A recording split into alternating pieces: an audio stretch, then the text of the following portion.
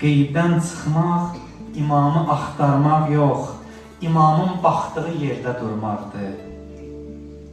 İmamın baxdığı yerdə durmaq. Biz imamı axtarırıq, ya imam bizi axtarır? Cavab budur ki, itən bizik.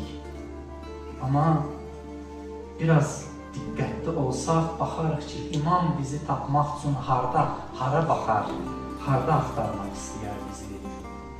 Buna bir misal vurun. Məsələn, bir ata öz uşağın, övladını itirsə, harda axtarar? Əgər o övlad ədəbli övladdırsa,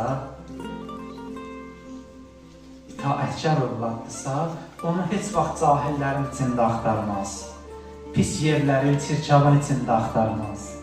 Onu təmiz yerlərdə, ali məkanlarda, uca yerlərdə axtarar. Deyər, olsa mənim övladım buralıqda olacaq. O heç vaxt iyrənc yerlərə getməz. O da imamı axtarmaq yox, qeybdən çıxmaq üçün imamın baxdığı yerdə durmaq lazımdır. İmam səni axtarır, amma o yerə baxır ki, sən hələ o yerə gəlməmisən. Orada axtarır amma səni.